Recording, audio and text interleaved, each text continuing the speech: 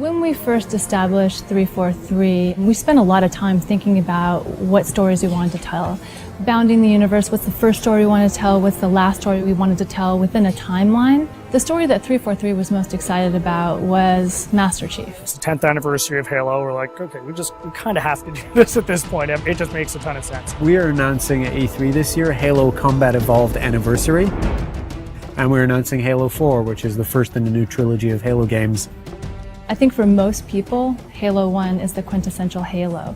Not only did Bungie nail the controls for an FPS on a console, but they also told story in the most compelling way that it's ever been told in an FPS at that time. A couple of years ago, when we first started building the recipe for what would go into it, we had to put in a huge amount of thought into do we split up the multiplayer from the single player?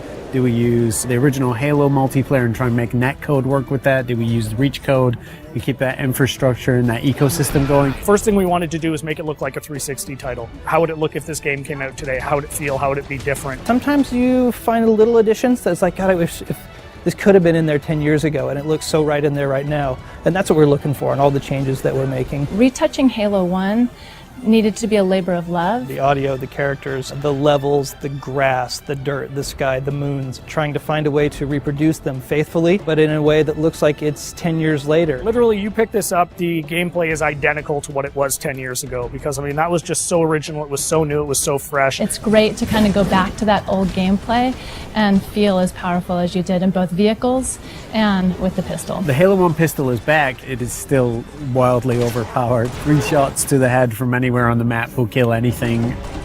It's all in there. If you love flying into the beach on Silent Cartographer and starting in that first big fight, that's in there. It's looking like 2011. Co-op play was probably one of my favorite features 10 years ago.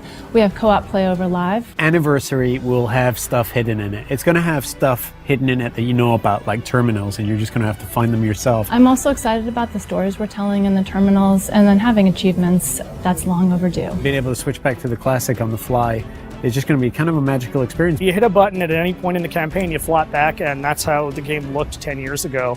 It's just great from a history standpoint to just look at it and go like, oh wow, my god, this is the game I remember. It feels like a modern game. It feels like an FPS that came out yesterday. It does not feel 10 years old. So we didn't touch the gameplay, but it's amazingly beautiful now. You look up in the sky and you see the Halo ring and you see the mountains and you're like, I've never been someplace like this before. And I feel that again now, seeing it. I mean, I feel it like I did 10 years ago. The beauty of this is this time on Xbox Live, you can just get back together with the same old crew and the same old posse, and I think virtual pizza parties are going to be the order of the day. It's super exciting to finally be able to talk about what we've been working on for the last years. Just reliving the Halo 1 campaign. For most people, the overall experience is going to be pretty incredible. We get Halo, we respect Halo, we appreciate it, and we're going to do right by it. What we're going to see at E3 is just going to be a first taste of that. I'm looking forward to being able to dish out a little bit more in the months to come. At PAX this August, we have Halo Fest, where you'll hear more about Halo 4, and you get hands-on play with Halo Anniversary, both campaign and multiplayer. That's going to be a blast and a hell of a way to finish the summer.